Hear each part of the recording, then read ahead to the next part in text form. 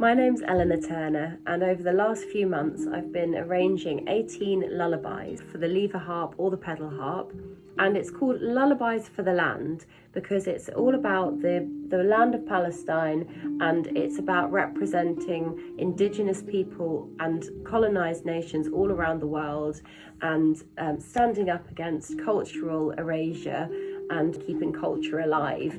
And the way that I've chosen to do that is through these harp arrangements, some of which are the first time that these pieces have appeared in Western notation. So, for example, thanks to Christina Hasboon, who also wrote a really beautiful foreword for the book, this first piece in the book, Nami, is a lullaby that was improvised by the famous Palestinian singer Jawahar Shafani, and it's a very sort of dark piece, but I've chosen to bring light to it at the end of it.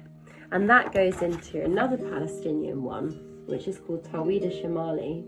And it's one of these very special, meaningful songs, which now are very symbolic of the Palestinian culture, and they're quite often played at weddings and funerals.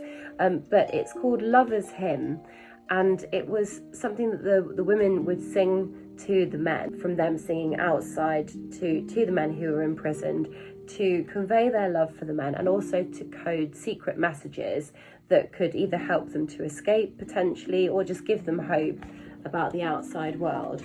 And what you have is a repeated 22-note phrase where the extra syllables, which sort of sound like la la la, would be added in, sort of interspersed within the Arabic to make it too confusing to understand unless you were a native speaker. Then we've got different languages represented, such as Telugu. This is Chandama Marave. I personally had never written anything in Telugu before, so that was really fascinating. Then there's this lovely Bengali one, Guma Puri, which is totally mesmerising in E-flat major, really, really relaxing. And that goes into a much more joyful, uplifting 1 in 7. So this is one of the harder ones, Allaho Sha Allaho. This is a Pashtun lullaby from Afghanistan.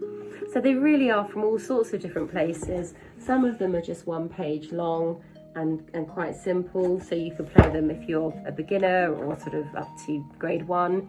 And a few of them are more intermediate level.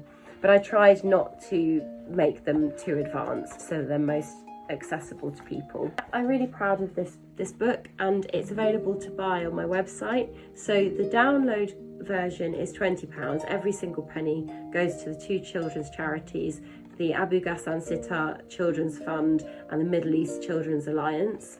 And the likewise, all sales from the physical copies are split between those 2 charities as well. It's £26 plus postage and packaging. I hope that tells you a little bit more about the book and maybe ignited your curiosity about it. We are really proud of it, Dima and I. Dima, who did the amazingly beautiful artwork for the book.